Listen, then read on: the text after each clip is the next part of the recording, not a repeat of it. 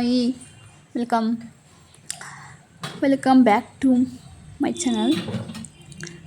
ಇದು ನೋಡಿ, ನಾನು ಅವತ್ತು ಎಣ್ಗಾಯಿ ಸಾರು ಕೂಡ ಎಣ್ಗಾಯಿ ಸಾರು ಮತ್ತು ಆಲೂಗಡ್ಡೆ ಪಲ್ಯ ಮಾಡಿದ್ದೆ. ನಾನು ಮುಂಚೆಲೆ ಎಲ್ಲ ರೆಡಿ ಮಾಡಿ ಇಟ್ಕೊಂಡಿದ್ದೆ ನೋಡಿ. ಆಲ್ಮೋಸ್ಟ್ 2.5 ಟೊಮೊಟೊ, ಮೀಡಿಯಮ್ ಸೈಜಿಂದ 2 ಟೊಮೊಟೊ, 1 ಈರುಳ್ಳಿ, ಅಂದರೆ ಒಂದು ಮೀಡಿಯಮ್ ಸೈಜಿಂದ 1 ಈರುಳ್ಳಿ, ಮತ್ತು ಬೆಳ್ಳುಳ್ಳಿ ನಾನು ಜಾಸ್ತಿ ಹಾಕ್ತೀನಿ, ಯಾಕಂತಂದರೆ ನಾಟಿ ಬೆಳ್ಳುಳ್ಳಿ ಎಲ್ಲ ಒಂದು 10-15, ಮತ್ತು ಕಾಯಿ ಕೂಡ ಜಾಸ್ತಿ ಹಾಕಿದ್ದೆ. ಮತ್ತು ಇನ್ನೊಂದು ಏನಂತಂದರೆ, ಈ ಎಣ್ಗಾಯಿ ಸಾರು ಸ್ವಲ್ಪ ನೀಲಿ ಬದನೆಕಾಯಿ ಇರೋದ್ರಿಂದ ಅಷ್ಟು ತುಂಬ ಕಹಿ ಬಂದಿತ್ತು, ಚೆನ್ನಾಗಿರಲಿಲ್ಲ. ಬಟ್ ಸಾರಿಗೆಲ್ಲ ಮಸಾಲೆ ಎಲ್ಲ ಇದೇ ಥರ. ಬಟ್ ನೀವು ಬದನೆಕಾಯಿ ಚೂಸ್ ಮಾಡ್ಕೋಬೇಕಾದ್ರೆ ಸ್ವಲ್ಪ ಬಿಳಿ ಬದನೆಕಾಯಿ ಅಂತ ಬರುತ್ತಲ್ಲ, ಸೊ ಆ ಬದನೆಕಾಯಿನ ನೋಡಿ ತಗೊಳ್ಳಿ. ಯಾಕಂತಂದರೆ ಅದು ಸ್ವಲ್ಪ ಕಹಿ ಕಡಿಮೆ ಬರುತ್ತೆ, ಎಣ್ಗಾಯಿ ಎಲ್ಲ ತುಂಬ ಚೆನ್ನಾಗಿರುತ್ತೆ. ಮತ್ತು ಇದಕ್ಕೆ ಕೆಲವ್ರು ಕಡಲೆ ಬೀಜದ ಪುಡಿ ಹಾಕ್ಕೊಡ್ತಾರೆ ಕಾಯಿ ಬದಲು. ಸೊ ಕಡಲೆ ಬೀಜದ ಪುಡಿ ಹಾಕೋದ್ರಿಂದ ನಮಗೆ ಅದು ಉತ್ತರ ಕರ್ನಾಟಕದ ಶೈಲಿಯಲ್ಲಿ ಎಣ್ಗಾಯಿ ಮಾಡ್ತಾರಲ್ಲ, ಎಣ್ಗಾಯಿ ರೊಟ್ಟಿ, ಆವಾಗ ಇದನ್ನು ಯೂಸ್ ಮಾಡ್ತಾರೆ.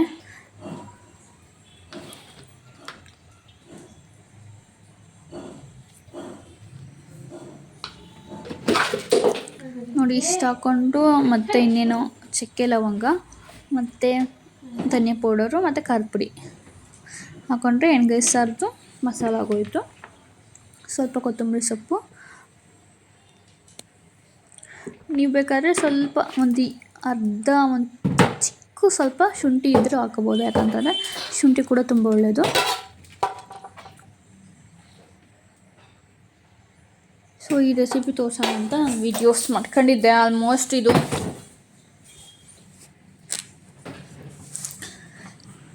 ಇದೆಲ್ಲ ನಾನು ವ್ಲಾಗ್ ಅಪ್ಲೋಡ ಮಾಡಿದ್ವಲ್ಲ, ಅದು ಹಳೆ ವೀಡಿಯೋಸು ಮತ್ತು ಹೊಸ ವೀಡಿಯೋಸು, 1-2 ಡೇಸ್ದು ವೀಡಿಯೋಸ್ ಎಲ್ಲ ಮಿಕ್ಸಪ್ ಮಾಡ್ತಾಯಿದ್ದೀನಿ.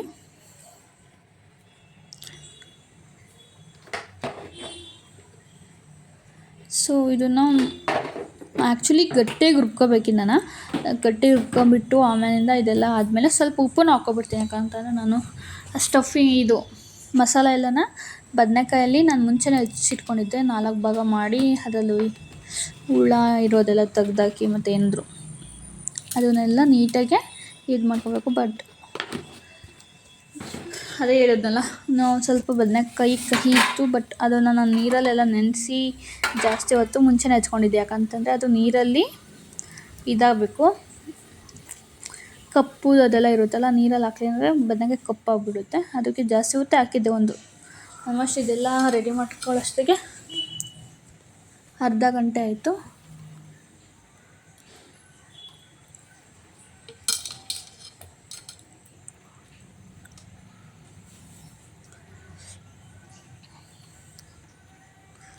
ಇದನ್ನು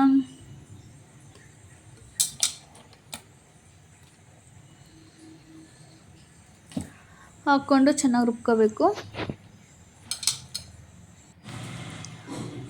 ಸೊ ಅದೆಲ್ಲ ಆದಮೇಲೆ ನಾವು ಇದನ್ನು ಈ ಥರ ಗಟ್ಟಿ ಇರಬೇಕು, ನಾನು ಸ್ವಲ್ಪ ತೆಳ್ಳಗಾಗಿತ್ತು. ಈ ಥರ ನಾವು ತೊಳೆದಿದ್ದಾದಮೇಲೆ ಬದನೆಕಾಯಿ ಎಲ್ಲ ನೀರಲ್ಲಿ ನೆನಕ್ಬಿಟ್ಟು ಎಣ್ಣೆ ಹಾಕಿದ್ದೀನಿ ನೋಡಿ. ಸಾಸಿವೆ ಮತ್ತು ಇದೆಲ್ಲ ಚಿಟಪಟ ಸಿಕ್ಕಿದಾಗ ಅದನ್ನು ನೀಟಾಗಿ ಫ್ರೈ ಮಾಡ್ಕೋಬೇಕು. ನಾನು ಆ್ಯಕ್ಚುಲಿ ಒಂದು 10 ನಿಮಿಷ ಮುಚ್ಚಿಟ್ಟಿದೆ, ಯಾಕಂತಂದರೆ ಎಣ್ಣೆ ಫ್ರೈ ಆದಮೇಲೆ ಅದು ಮಸಾಲೆ ಎಲ್ಲ ನೀಟಾಗಿ ಇಟ್ಕೊಳ್ಳಿ ಅಂತ, ಅದು ಮಸಾಲ ಅಂದರೆ ಎಣ್ಣೆಯಲ್ಲಿ ಚೆನ್ನಾಗಿ ಫ್ರೈ ಆಗಲಿ ಅಂತ. ಇದು ಎಣ್ಗಾಯಿ ರೆಸಿಪಿ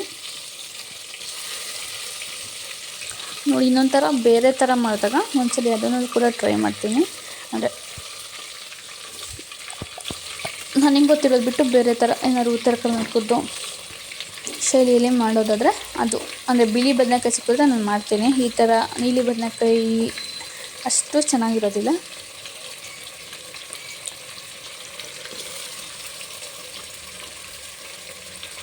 ಇದೆಲ್ಲ ನೀಟಾಗಿ ಫ್ರೈ ಮಾಡಿಕೊಂಡು 10 ನಿಮಿಷ ಬಿಟ್ಟು ಹೇಳಿದ್ನಲ್ಲ, ಅದೆಲ್ಲ ಪ್ರೊಸೀಜರು ನೀವು ಮಾಡಿಕೊಂಡು, ಅಂದರೆ ನೋಡ್ತಾ ಇರಬೇಕು, ಹಿಡಿಯೋ ಚಾನ್ಸಸ್ ಇರುತ್ತೆ. ಅವಾಗ ತಿರುಗಿಸ್ಕೊತಾ ಇದ್ದರೆ ಏನೂ ಆಗೋದಿಲ್ಲ. ಇದು ರೊಟ್ಟಿ ಮತ್ತು ಚಪಾತಿಗೂ ಕೂಡ ತಿನ್ಬೋದು. ರೊಟ್ಟಿಗೆ ಕಾಂಬಿನೇಷನ್ಸ್ ಚೆನ್ನಾಗಿರುತ್ತೆ.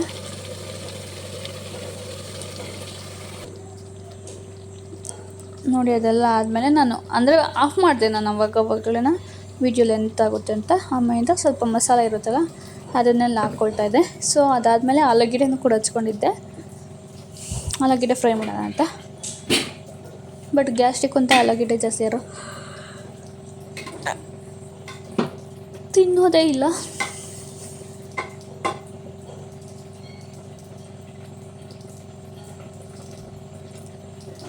ವೀಡಿಯೋ ಎಡಿಟಿಂಗ್ ಮಾಡಿ ಹಾಕೋಣ ಅಂತ ಇನ್ಮೇಲೆ ಕನ್ಸಿಸ್ಟೆಂಟಾಗಿ ವೀಡಿಯೋ ಮತ್ತು ಎಲ್ಲನೂ ಕೂಡ ಬ್ಯಾಲೆನ್ಸ್ ಮಾಡಬೇಕು.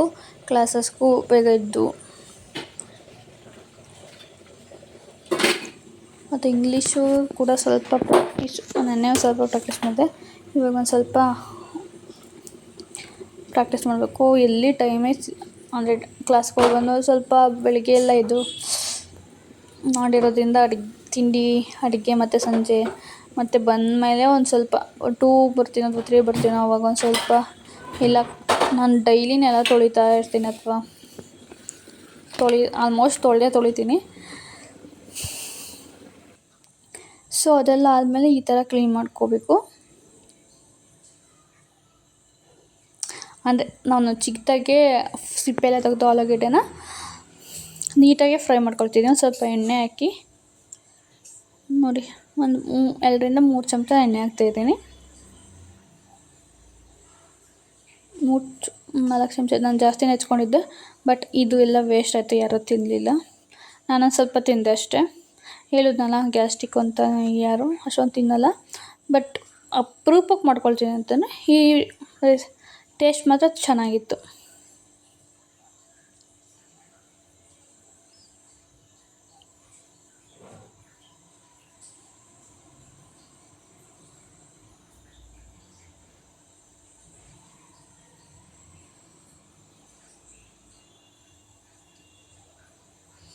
ಎಲ್ಲ ತೊಳೆದಿಟ್ಕೊಂಡು ಅದನ್ನು ಆ್ಯಕ್ಚುಲಿ ನಾನು ಕಡಿಮೆ ಇಟ್ಕೊಂಡಿದ್ದೆ, ಯಾಕಂತಂದರೆ ಡೈರೆಕ್ಟಾಗಿ ನಾವು ಆಲೂಗೆಡ್ಡೆ ನೀರಿಂದ ಹಾಕೋದ್ರಿಂದ ಎಣ್ಣೆ ಸಿಡಿಯೋ ಚಾನ್ಸಸ್ ಇರುತ್ತೆ. ಅದಕ್ಕೆ ಕಡಿಮೆ ಇಟ್ಕೊಂಡು ನಾವು ಆಲೂಗೆಡ್ಡೆನ ಹಾಕ್ಕೊಂಡು ಫ್ರೈ ಮಾಡ್ಕೋಬೇಕು.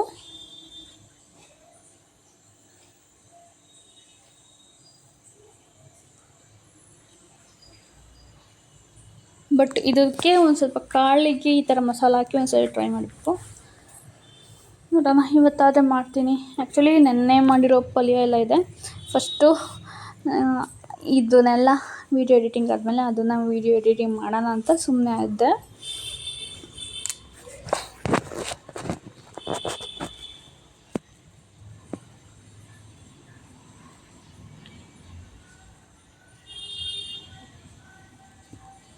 ಈಗ ನೋಡಿ, ಸ್ವಲ್ಪ ಜೀರಿಗೆ ಪುಡಿ ಮತ್ತು ಅರಿಶಿನ, ಸ್ವಲ್ಪ ಉಪ್ಪು ಹಾಕ್ಕೊಂಡು ನೀಟಾಗಿ ಫ್ರೈ ಮಾಡ್ಕೋಬೇಕು. ಅಥವಾ ನಿಮ್ಮ ಹತ್ರ ಜೀರಿಗೆ ಇದ್ದರೆ ಜೀರಿಗೆನೇ ಫಸ್ಟ್ ಹಾಕ್ಕೊಳ್ಳೋಂಗಿದ್ರೆ ಹಾಕ್ಕೋಬೋದು, ಇಲ್ಲಾಂತಂದರೆ ಲಾಸ್ಟಲ್ಲಿ ಹಾಕ್ಕೋಬೋದು. ಹಾಕ್ಕೊಂಡು ನೀಟಾಗಿ ಫ್ರೈ ಮಾಡ್ಕೋಬೇಕು ಎಣ್ಣೆಯಲ್ಲಿ. ಒಂದು 2ರಿಂದ 3 ನಿಮಿಷ ಆದರೂ ಎಣ್ಣೆಲಿ ಫ್ರೈ ಆಗಬೇಕು ಆಲೂಗೆಡ್ಡೆ.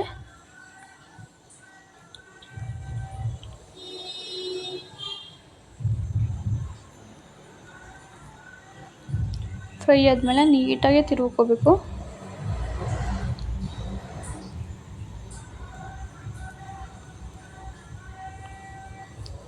ನೀಟಾಗಿ ಎಲ್ಲ ಈ ಥರ ಮಿಕ್ಸ್ ಮಾಡಿದ್ದಾದಮೇಲೆ ಏನಾದರೂ ಒಂದು ಪಾತ್ರೆ ಇಟ್ಟು ಸಿಮ್ಮಲ್ಲೇ ಬೇಯಿಸ್ಕೊಳ್ಳಿ, ಅಥವಾ ಮೀಡಿಯಮ್ ಉರಿಯಲ್ಲಿ ಬೇಯಿಸ್ಕೊಳ್ಳಿ. ಯಾಕಂತಂದರೆ ತಳ ಹಿಡಿಯೋದು ಬಿಡುತ್ತೆ, ನಾವು ನೀರೆಲ್ಲ ಯೂಸ್ ಮಾಡಿರಲ್ಲ, ಅದಕ್ಕೋಸ್ಕರ.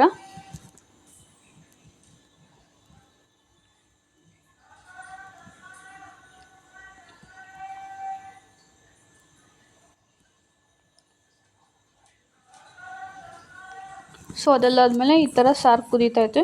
ಈ ಥರ ಒಂದು 10ರಿಂದ 10 ನಿಮಿಷ ಕುದಿಸಿ ಬದನೆಕಾಯಿ ಬೆಂದಮೇಲೆ ಅಲ್ಲಿಗೆ ನಮ್ಮ ಎಣ್ಗಾಯಿ ಸಾರು ರೆಡಿ ಆಯಿತು. ನಾನು ಎಣ್ಣೆಲೇ ಆಲ್ಮೋಸ್ಟ್ ಒಂದು 10ರಿಂದ 15 ನಿಮಿಷ ಬೇಯಿಸ್ಕೊಂಡಿರ್ತೀನಿ ಫ್ರೈ ಮಾಡ್ಕೋಬೇಕಾದ್ರೆ.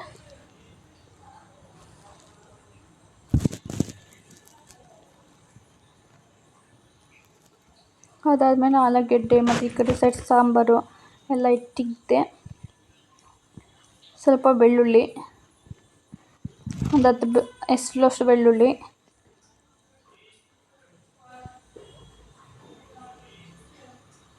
ಮತ್ತು ಜೀರಿಗೆ, ಅಥವಾ ನಿಮ್ಮ ಹತ್ರ ಜೀರಿಗೆ ಪುಡಿ, ನಾನು ಜೀರಿಗೆ ಮತ್ತು ಮೆಣಸಿನ ಪುಡಿ ಮಾಡಿಟ್ಕೊಂಡಿದ್ದೀನಿ.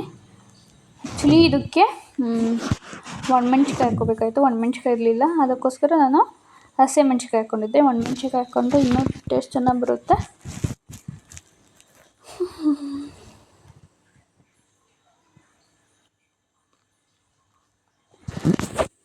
ವೀಡಿಯೋಸ್ ಎಲ್ಲ ಎಡಿಟಿಂಗ್ ಮಾಡೋದಕ್ಕೆ ಒಂದು 1 ಅವರ್ ತಗೊಳ್ತಾ ಇದ್ದೀನಿ.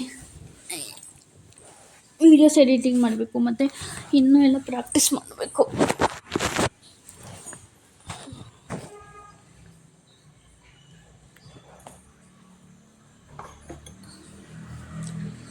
ಮತ್ತು ಸಂಜೆ ಸ್ವಲ್ಪ ಪೂಜೆ ಮಾಡೋಣ ಅಂತ, ಮಂಗಳವಾರ ಇವತ್ತು ಎಲ್ಲ ಇನ್ನೇನು ಕ್ಲೀನ್ ಮಾಡಿದ್ದೀನಿ ಹೊರ್ಗಡೆ ಎಲ್ಲನ.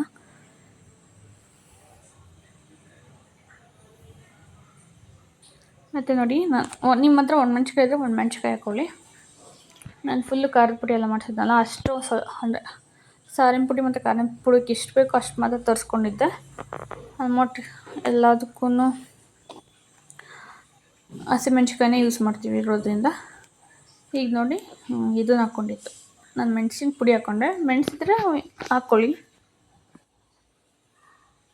ಮತ್ತು 1 ಚಮಚದಷ್ಟು ಜೀರಿಗೆ ಪುಡಿ, 1 ಟೇಬಲ್ ಸ್ಪೂನ್ ಚಮಚದಲ್ಲಿ ಅರ್ಧ ಹಾಕ್ಕೊಂಡಿದ್ದೆ ಅಷ್ಟೇ. ನೀವು ಖಾರ ಜಾಸ್ತಿ ತಿಂತೀರಂದರೆ ಹಾಕ್ಕೋಬೋದು.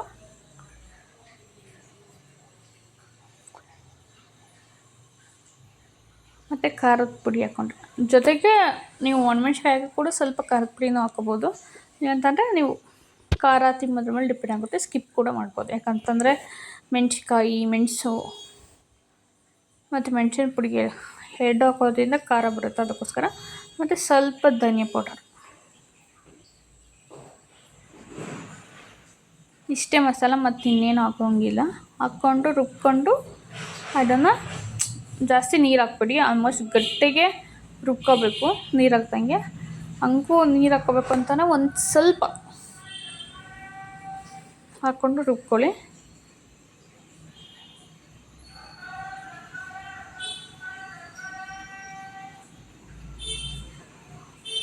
ನೋಡಿ, ಈ ಥರ ತರ್ತರಿಯಾಗಿ ರುಬ್ಕೋಬೇಕು.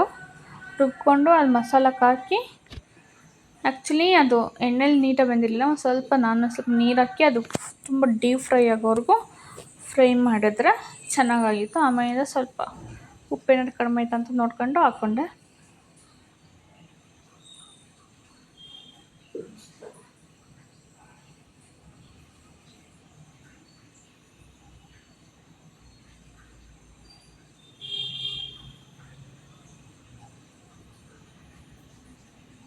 ಈ ಕಲರ್ ನೀವು ಇನ್ ಕೇಸ್ ಒಣಮೆಣ್ಸಿಕಾಯಿ ಬದಲು ಹಸಿಮೆಣ್ಸಿಕಾಯಿ ಬದಲು ಒಣಮೆಣ್ಸಿಕಾಯಿ ಹಾಕೊಂಡ್ರೆ ಫುಲ್ ರೆಡ್ ಥರನೇ ಬರುತ್ತೆ.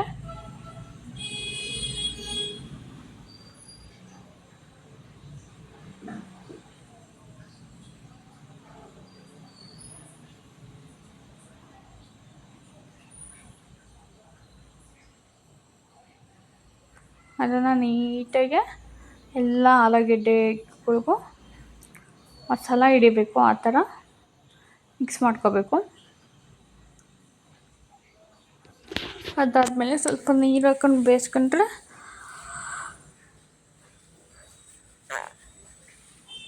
ನಮ್ಮ ಆಲೂಗೆಡ್ಡೆ ಪಲ್ಯ ರೆಡಿ ಆಯಿತು. ಇದಕ್ಕೆ ಸ್ವಲ್ಪ ಶುಂಠಿನೂ ಕೂಡ ಹಾಕ್ಕೋಬೋದು.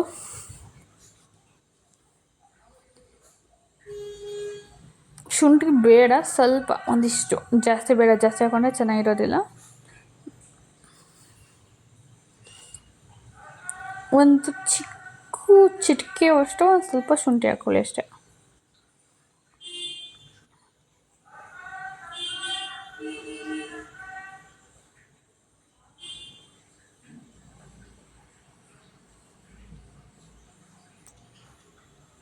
ಇದನ್ನು ನೀಟಾಗಿ ಮಿಕ್ಸ್ ಮಾಡಿಕೊಂಡು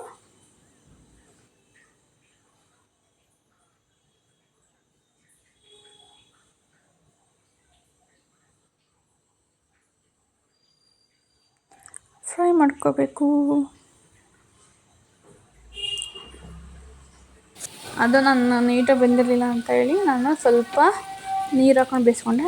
ನೀರು ಹಾಕಿದ್ರೂ ಕೂಡ ಜಾಸ್ತಿ ಹಾಕ್ಬಿಡಿ, ಸ್ವಲ್ಪ ಬೇಗ ಅಂದರೆ ತುಂಬ ಅರ್ಧ ಬರ್ಧ ಬಂದರೂ ಕೂಡ ಅಷ್ಟು ಸರಿ ಅನಿಸೋದಿಲ್ಲ. ಅದಕ್ಕೋಸ್ಕರ ಅದೊಂಥರ ಚೆನ್ನಾಗಿರೋದಿಲ್ಲ. ಅದಕ್ಕೆ ಸ್ವಲ್ಪ ನೀರು ಹಾಕ್ಕೊಂಡು ಅದು ನೀಟಾಗಿ ನೀರಿನ ಅಂಶ ಹೋಗೋವರೆಗೂ ಫ್ರೈ ಮಾಡ್ಕೋಬೇಕು. ಸೊ ಈ ವಿಡಿಯೋ ಇಷ್ಟ ಆದರೆ ಲೈಕ್ ಮಾಡಿ, ಶೇರ್ ಮಾಡಿ. ಫೈನಲಿ ನಮ್ಮ ಪಲ್ಯ ಈ ಥರ ರೆಡಿ ಆಯಿತು. Hi, good evening. ಆಲ್ಮೋಸ್ಟ್ ಇದು ವಿಡಿಯೋ ಬಂದು ಸಂಡೇದು. ಇದನ್ನು ಎಡಿಟಿಂಗ್ ಮಾಡಿರಲಿಲ್ಲ, ಸುಮ್ಮನೆ ಇದು ಆ್ಯಕ್ಚುಲಿ ಟ್ರಾವೆಲ್ ಬ್ಲಾಗ್ ಮಾಡ್ಕೊಳ್ಳೋಣ ಅಂತ. ಅಂದರೆ ಆಲ್ಮೋಸ್ಟ್ ಶಿರಾ ಟು ನಾವು ದೇವನಹಳ್ಳಿ ಏರ್ಪೋರ್ಟ್ ರೋಡಿಂದ ಬರ್ತಿದ್ದೀವಿ ಅಂತ ಅಂದರೆ ನಮಗೆ 190 ಅಂದರೆ ಮೀನ್ಸು ಇದು ಚೆನ್ನೈಗೆ ಕನೆಕ್ಟ್ ಮತ್ತು ತಿರುಪತಿ ಕನೆಕ್ಟ್ ಆಗುತ್ತೆ. ಅಂದರೆ ದಾಬಸ್ಪೇಟೆಯಿಂದ ಬರ್ತಿದ್ದೀವಿ ಅಂತಂದರೆ ಆಲ್ಮೋಸ್ಟ್ 180 ಆಗುತ್ತೆ ಕೆ ಆರ್ ಪುರಂ ರೀಚ್ ಆಗೋದಕ್ಕೆ. ಸೊ ಹೇಳ್ಬೋದು ಒಂದು 3 to 4 hours, ಅಂದರೆ 5 hours ಲಾಂಗ್ ಟ್ರಿಪ್ಪು ಅಂತಲೇ ಹೇಳ್ಬೋದು.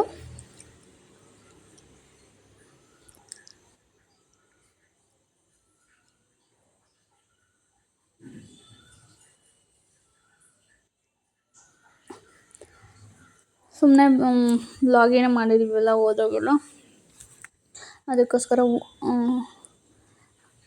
ಹಾಸ್ಪಿಟಲ್ಗೆ ಹೋಗಿ ಮತ್ತೆ ಬರಬೇಕಾದ್ರೆ ಇನ್ನು ಸಾಟರ್ಡೆ ಹೋಗಿದ್ದು 11:30 ಹಾಸ್ಪಿಟಲಿಂದ ಹೋಗೋ ಅಷ್ಟೊತ್ತಿಗೆ ಆಲ್ಮೋಸ್ಟ್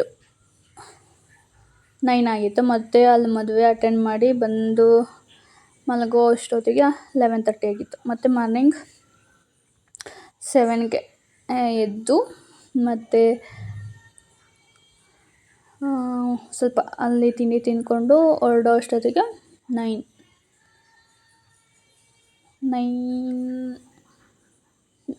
ಅಲ್ಲ, ಒಂದು 10:30 ಹಾಗೆ ಹೊರಟಿದ್ದು. ಅಂದರೆ ಟ್ರಾಫಿಕ್ ಎಲ್ಲ ಇತ್ತಲ್ಲ, 4-5 hours ಅಂತಂದರೆ 2.5 ಬಂದು ಮತ್ತೆ ನಾವು ಬೋಟಿಕ್ಸ್ಗೆ ಹೋಗ್ಬೇಕಾಯ್ತು. ಆ ಬೋಟಿಕ್ಸಿಗೆ ನಾನು ಒಂದು ಲೆಹಂಗಾ ತರಿಸಿದ್ದು, ಅದು ಮತ್ತು ಒಂದು ಸ್ಯಾರಿದು, ಮತ್ತು ನನ್ನ ಮದುವೆ ಇರೋದ್ರಿಂದ ಅದು ಎಲ್ಲ. ಸೊ ಇಟ್ಟು ಆಲ್ಮೋಸ್ಟ್ ಅಲ್ಲಿ ಹೋಗಿ ಬರೋ ಅಷ್ಟೊತ್ತಿಗೆ ಅವತ್ತು ಕೂಡ 9:30, 10 ಆಗಿತ್ತು ನೈಟು. ಆಮೇಲಿಂದ ಮತ್ತೆ ಅಲ್ಲಿಂದ ರಿಟನ್ನು ಬೈಕಲ್ಲಿ ಮನೆಗೆ ಬರೋ ಅಷ್ಟೊತ್ತಿಗೆ ಮಳೆ ಬೇರೆ ಇತ್ತು. 11:30, 12 ಆಗೋಯಿತು. ಅಲ್ಲಿಗೆ ಸಂಡೇದು ಕತೆ ಹಂಗೂ ಆಗೋಯಿತು. ಮತ್ತು ಮಾರ್ನಿಂಗ್ ಬೆಳಿಗ್ಗೆ ಎದ್ದು ಕ್ಲಾಸಿಗೆ ಹೋಗ್ಬೇಕಾಯ್ತು ಅಂತೇಳಿ ತಿಂಡಿ ಮಾಡೋದಕ್ಕೆ ಮಲಗಬೇಕಾದ್ರೆ ಲೇಟ್ ಆಗಿತ್ತಲ್ಲ. ಸೊ ಅದಕ್ಕೆ ನನಗೆ ಮತ್ತು ರೆಸ್ಟ್ ಬೇರೆ ತೊಗೊಂಡಿರ್ಲಿಲ್ಲ, ಟೈರ್ಡ್ ಅಂತ ಅನ್ಸೋದು. ಅವತ್ತು ನಾನು ಲೇಟಾಗಿದ್ದೆ, ಮಳೆ ನಿಂದಿರೋದಕ್ಕೆ ತಲೆ. ಸೊ ಲೇಟಾಯಿತು. ಅವತ್ತು ಕೂಡ ಕ್ಲಾಸ್ಗೆ ಹೋದೆ, ಬಟ್ ಅಟೆಂಡ್ ಮಾಡೋಕ್ಕಾಗಲಿಲ್ಲ. ಅವರೇನೋ ಅಲ್ಲಿ ಹೋಗಿ ಕೂಡ ಫೋನ್ ಮಾಡಿದ್ರು ಕೂಡ ಪಿಕ್ ಮಾಡಲಿಲ್ಲ. ಅಂದರೆ 10ಗೆ ಹೇಳಿದ್ರು, ನಾನು 11ಗೆ ಹೋದೆ. ಯಾಕಂತಂದರೆ ಅಲ್ಲಿ ರ್ಯಾಪಿಡೋ ಸಿಗಲೇ ಇಲ್ಲ. ಮತ್ತು ಅಲ್ಲಿಂದ ಅಲ್ಲಿಗೆ ಹೋಗ್ಬೇಕಾದ್ರೆ ಅಷ್ಟೊತ್ತಾಯಿತು.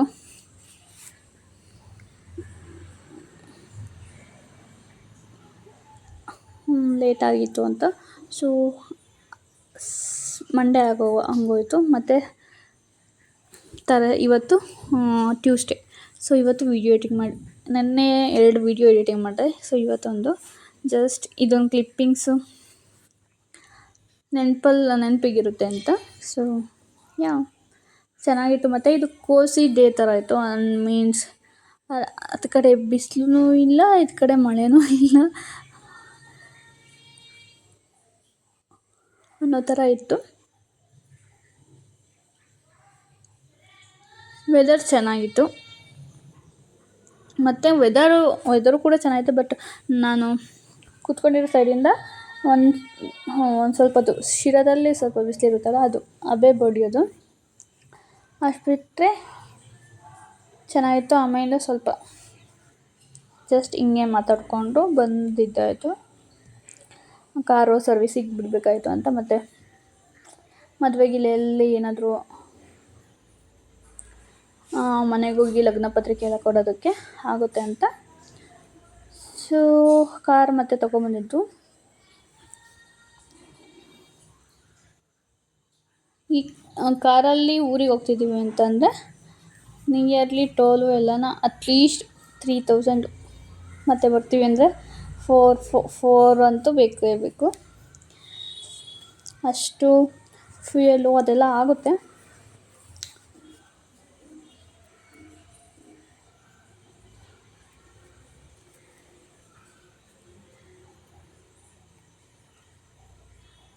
ಇವರು ಸೀರಿಯಸ್ಸಾಗಿ ಡ್ರೈವ್ ಮಾಡ್ತಾಯಿದ್ರು, ಜಸ್ಟ್ ನಾನು ಸುಮ್ಮನೆ ಮಾತಾಡಿಸ್ತಾ ಇದ್ದೆ.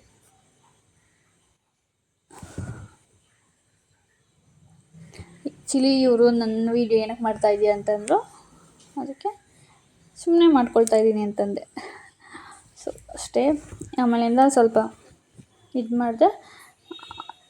ನೆಕ್ಸ್ಟ್ ವೀಡಿಯೋನ ಕಂಟಿನ್ಯೂ ಮಾಡೋಕ್ಕಾಗಲಿಲ್ಲ, ಯಾಕಂತಂದರೆ ಅವಾಗ ಬಂದು ನೆಕ್ಸ್ಟು 2:15 ಅಥವಾ 2:30 ಒಳಗಡೆ ಬಂದು ಸ್ವಲ್ಪ ತಿಂಡಿ ತಿಂದು ನೆಕ್ಸ್ಟು ನನ್ನ ಕಾಫಿ ಇದೆಲ್ಲ ಕುಡಿದು ಮತ್ತೆ ಇನ್ನೇನು 3:10ಗೆಲ್ಲ ಮತ್ತೆ ಬಿಟ್ವಿ, ಅಂದರೆ ವಿಲ್ಸನ್ ಗಾರ್ಡನ್ಗೆ ಹೋಗ್ಬೇಕಾಯ್ತು. ಸೊ ಅದಾದಮೇಲೆ ಅಲ್ಲಿ ಇಲ್ಲಿ ಅಂತೇಳಿ ಅಲ್ಲಿ ಎಲ್ಲ ನಾನು ವೀಡಿಯೋಸ್ ಮಾಡ್ಕೊಳ್ಳಿಲ್ಲ. ನಂಗೆ ಇನ್ನೂ ಅಷ್ಟೊಂದು ಕಂಫರ್ಟಬಲ್ ಇಲ್ಲ ಎಲ್ಲ ಹೋದ ಕಡೆ ಎಲ್ಲ ವೀಡಿಯೋಸ್ ಮಾಡ್ಕೊಳ್ಳೋದಕ್ಕೆ. ಜಸ್ಟ್ ಒಂದು ಸ್ವಲ್ಪ ಟೈಮ್ ಬೇಕಾಗುತ್ತೆ. ಆ ಕಂಫರ್ಟಬಲು ಕೂಡ ಇಲ್ಲ ಎಲ್ಲ ಇದ್ದಾಗ ವೀಡಿಯೋ ಮಾಡ್ಕೊಳ್ಳೋದು. ಸೊ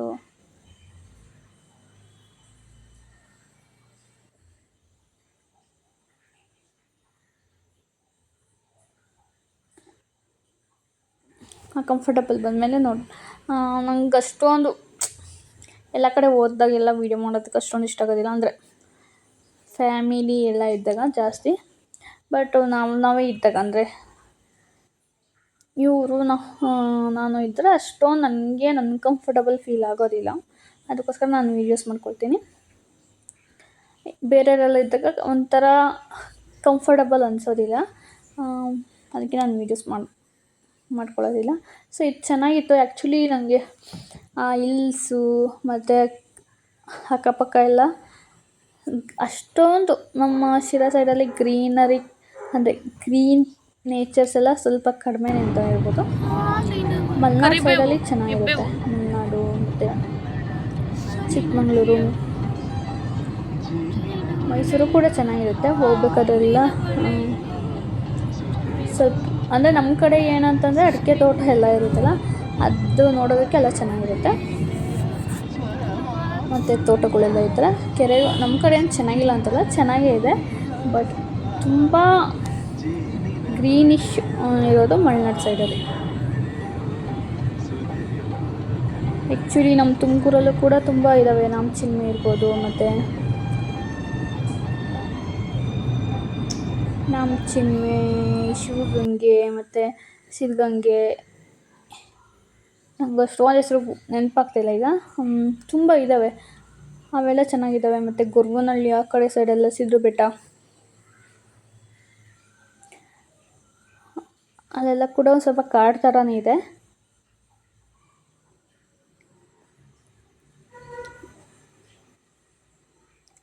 ಸೊ ಇದು ನಮಗೆ ಇದ್ರ ಬಗ್ಗೆ ಸುಮ್ಮನೆ ವಾದ ಮಾಡ್ಕೊಬರ್ತಾಯಿದ್ವಿ.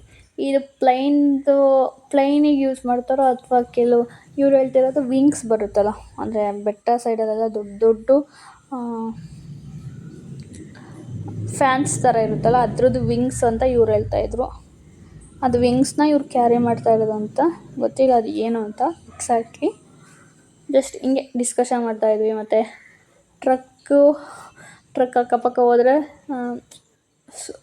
ಸ್ಲೋ ಮೂವಿಂಗ್ ಹೋಗಲಿ, ಬಟ್ ಇದೇ ಥರ ಡಿಸ್ಕಷನ್ಸು ಮಾಡ್ಕೊಂಡು ಬರ್ತಾಯಿದ್ವಿ ಮತ್ತು ಆಡಾಕೊಂಡು. ಇದಾಗಿತ್ತು ಇದು ವ್ಲಾಗು. ಜಸ್ಟ್ ಫಾರ್ವರ್ಡ್ ಮಾಡ್ತೀನಿ, ಇನ್ನೇನಿದೆ.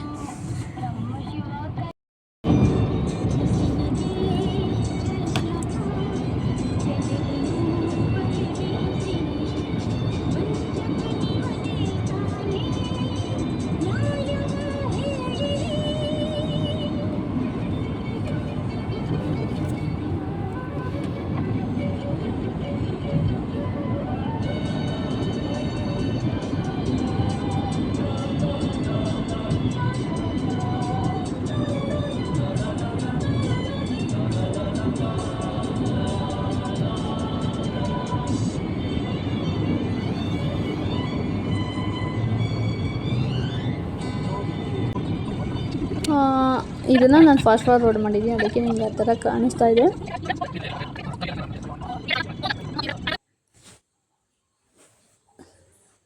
ಸೊ ಅದೆಲ್ಲ ಆದಮೇಲೆ ನಾವು ಜಸ್ಟ್ ಡಿಸ್ಕಸ್ ಮಾಡ್ಕೊಂಡು ಬರ್ತಾಯಿದ್ವಿ ಹಿಂಗೆ ಸುಮ್ಮನೆ ನಾರ್ಮಲ್ ಮನೆಯಲ್ಲಿ ಯಾವ ಥರ ಚಿಟ್ ಮಾಡ್ತೀವೋ ಆ ಥರ ಮಧ್ಯದಲ್ಲಿ ಸ್ವಲ್ಪ ಮಾತಾಡ್ತಾಯಿದ್ವಿ. ನಾನೇನು ಆಲ್ಮೋಸ್ಟ್ ಇನ್ನೇನು ನಿಯರ್ ಬೈ ಬರ್ತಾ ಇರ್ಬೇಕಾದ್ರೆ ನಾನು ಸ್ವಲ್ಪ ವೀಡಿಯೋಸ್ ಮಾಡ್ಕೊಂಡಿದ್ದು.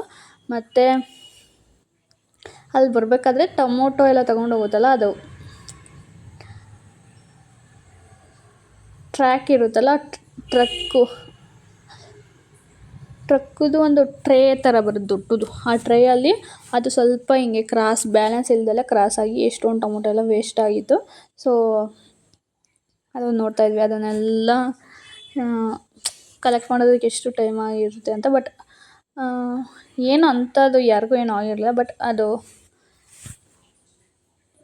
ದೊಡ್ಡ ಟ್ರಕ್ಕಲ್ಲಿ ಟ್ರೇ ತಗೊಂಡು ಹೋಗ್ತಿದ್ರಲ್ಲ ದೊಡ್ಡದು, ಅದು ಏನಂತಾರೆ ಬಾಕ್ಸ್, ಅದು ಸ್ವಲ್ಪ ವಾಲಿ ಅದು ಟೊಮೊಟೊ ಎಲ್ಲ ಬಿದ್ದೋಗಿತ್ತು. ಅದನ್ನೆಲ್ಲ ಹಾಯ್ಕೋತಾ ಇದ್ರು. ಮೇ ಬಿ ಗೊತ್ತಿಲ್ಲ ಏನಕ್ಕೆ, ಏನಾದರೂ ಜಾಮ್ ಅಥವಾ ಫ್ಯಾಕ್ಟ್ರಿಗೆ ಕೋಲಾರಿಗೆ ತಗೊಂಡು ಹೋಗ್ತಾಯಿದ್ರು ಅಂತ ನನ್ನ ಅನಿಸಿಕೆ. ಯಾಕಂತಂದರೆ ಕೋಲಾರಲ್ಲಿ ಇದೆ ಇದು ಕೆಚಪ್ ಮಾಡೋದು ಅಂತ ನಮ್ಮೂರಲ್ಲಿ ತಗೊಂಡು ಹೋಗ್ತಾಯಿದ್ರು. ಅದರಿಂದ ನಾನು ಆ ಥರ ಗೆಸ್ ಮಾಡಿದೆ ಅಷ್ಟೆ. ಸೊ ಈ ಕಡೆ ಎಲ್ಲ ಆಲ್ಮೋಸ್ಟು ನಾವು ಹೊಸಕೋಟೆ ಸೈಡ್ ಬರ್ತಾಯಿದ್ದೀವಿ. ದೇವನಹಳ್ಳಿ ಅಂತಂದರೆ ಅದೆಲ್ಲ ಆಲ್ಮೋಸ್ಟ್ ಚಿಕ್ಕಬಳ್ಳಾಪುರ ಮತ್ತು ಆ ಸೈಡೆಲ್ಲ ಅಲ್ಲೆಲ್ಲ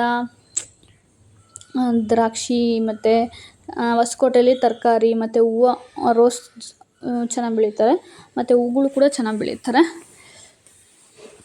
ಸೊ ರೋಡ್ ಸೈಡಲ್ಲಿ ಎಲ್ಲೋ ಕಲರ್ ಫುಲ್ಲು ಸಖತ್ತಾಗಿ ಕಾಣಿಸೋದು, ಎಲ್ಲೋ ಹೂವು ಬಿಟ್ಟಿದ್ದು. ಇದ್ರಲ್ಲಿ ಅಷ್ಟು ಚೆನ್ನಾಗಿ ಕಾಣಿಸೋದಿಲ್ಲ, ಬಟ್ ಅಲ್ಲಿ ಹೋಗ್ಬೇಕಾದ್ರೆ ಮಧ್ಯದಲ್ಲಿ ತುಂಬ ಚೆನ್ನಾಗಿ ಕಾಣಿಸೋದು. ಆ್ಯಕ್ಚುಲಿ ಅದು ಡ್ರೈವರ್ ಸೀಟ್ ಸೈಡ್ ಇತ್ತು. ನಾನು ಆ ಕಡೆ ಕಿಟಕಿಲಿ ಕುತ್ಕೊಂಡಿದ್ರೆ ಹಿಂದೆ ಚೆನ್ನಾಗಿ ಕ್ಯಾಪ್ಚರ್ ಮಾಡ್ಬೋದಾಯಿತು. ಸೊ ನೋಡಿ, ಇದೇ ನಾನು ಹೇಳಿದ್ದಾಗಲೇ ಅದೊಂದು ಕ್ಲಿಪ್ಪಿಂಗು, ಅಂದರೆ ನಾನು ಹಿಂದೆ ಮಾಡ್ಕೊಬರ್ಬೇಕಾದ್ರೆ ಅದು ಕ್ಯಾಪ್ಚರ್ ಆಯಿತು. ನಿಮಗೆ ನೋಡಿದ್ರೆ ಫುಲ್ಲು ವೀಡಿಯೋ ನೋಡಿದ್ರೆ ಗೊತ್ತಾಗ್ತಾಯಿತ್ತು. ಸೊ ಈ ಥರ ಎಲ್ಲ ಆಗ್ತಾಯಿರುತ್ತೆ ಹೈವೇಯಲ್ಲಿ. ಜಾಸ್ತಿ ಫಾಸ್ಟಾಗಿರುತ್ತಲ್ಲ, ಫಾಸ್ಟ್ ಮೂವಿಂಗ್ ಇರುತ್ತಲ್ಲ, ಅದಕ್ಕೋಸ್ಕರ. ಮತ್ತು ಮಧ್ಯೆ ಬರಬೇಕಾದ್ರೆ ಲಸ್ಸಿ ಕುಡಿದ್ವಿ. ಲಸ್ಸಿ ಮೀನ್ಸು ಮಜ್ಜಿಗೆ ಥರ ಇರುತ್ತೆ, ಅಲ್ಲ ಮಜ್ಜಿಗೆ ಅಂದರೆ ಮೊಸರಿಗೆ ಸ್ವಲ್ಪ ಹಣ್ಣು ಎಲ್ಲ ಮಿಕ್ಸ್ ಮಾಡಿ ಕೊಟ್ಟಿರ್ತಾರೆ. ಅದು ಡ್ರ್ಯಾಗನ್ ಫ್ರೂಟ್ ಲಸ್ಸಿ ಅನಿಸುತ್ತೆ, ಬಟ್ ಚೆನ್ನಾಗಿತ್ತು. ಅದೊಂದು ಕುಡಿದು ಮತ್ತು ಏನೆಲ್ಲೂ ನಿಲ್ಲಿಸಲಿಲ್ಲ. ಜಸ್ಟು ಗಾಡಿ ಬ್ರೇಕ್ ಕೇಳುತ್ತಲ್ಲ, ಒಂದು ಎಳ್ತಾಗ ನಿಲ್ಲಿಸ್ತೀವಿ. ಯಾಕಂತಂದರೆ ಇದು ಡ್ಯೂರೇಷನ್ 5 ಮತ್ತು ಟ್ರಾಫಿಕ್ ಇತ್ತು ಅಂತಂದರೆ 6 ಆಗುತ್ತೆ. ಯಾಕಂತಂದರೆ 8ನೇ ಮೈಲಿಗೆ 128 ಇದೆ. ಇಲ್ಲಿ ಬರಬೇಕಾದ್ರೆ 150 160 ಆಗುತ್ತೆ. ನಾವು ದೇವನಹಳ್ಳಿಯಿಂದ ಬಂದರೆ 180 ಆಗುತ್ತೆ. ಯಾಕಂದ್ರೆ 180 ಒನ್ ವೇಗೆ 180 ಆಗುತ್ತೆ. ಆಲ್ಮೋಸ್ಟ್ 2 ವೇಸ್ ಅಂತಂದರೆ 400 ಕಿಲೋಮೀಟರ್ಸ್ ಆಗುತ್ತೆ. ಸೊ ನಾವು ನೆನ್ನೆ ಹೋಗಿ ಇವತ್ತು ಮತ್ತೆ ರಿಟರ್ನ್ ಆಗಿರೋದ್ರಿಂದ 1 ನೈಟ್ ಮಾತ್ರ ಸ್ಟೇ ಆಗಿದ್ದು. ಯಾಕಂತಂದರೆ ಮತ್ತೆ ನೆಕ್ಸ್ಟ್ ವೀಕ್ ಹೋಗಬೇಕು, ಅದಕ್ಕೋಸ್ಕರ ಊರಿಗೆ.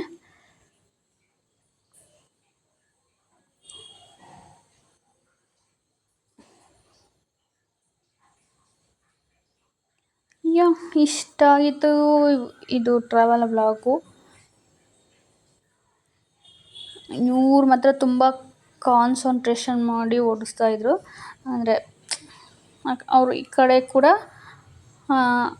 ಮಾತಾಡ್ತಾಯಿದ್ರು ಅಷ್ಟೇ, ಮಧ್ಯದಲ್ಲಿ ಸ್ವಲ್ಪ ಅಷ್ಟೇ, ಜಾಸ್ತಿ ಏನು ನಾವು ಇದು ಮಾಡಿಲ್ಲ.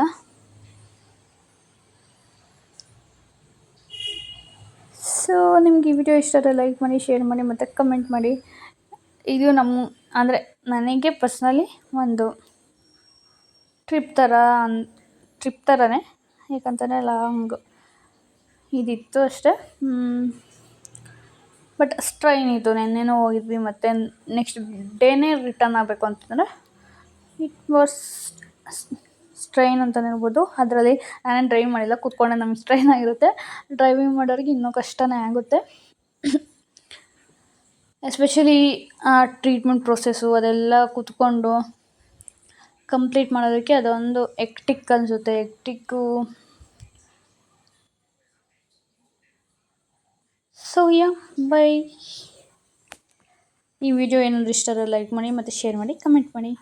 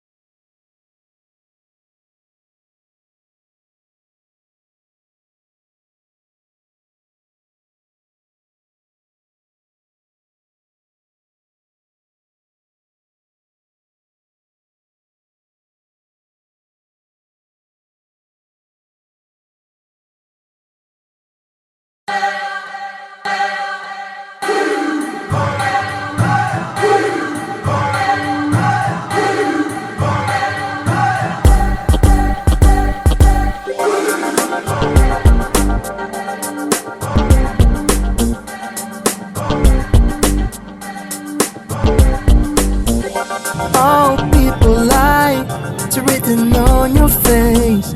All people lie, falling to disgrace. All people lie, it's written on your face. All people lie, falling to disgrace. It's coming to get you, there's no escape. All you have to do is wake up now and make a better day. It's coming to get you, there's no escape. All you have to do is wake up now and make a better day. All people lie, it's written on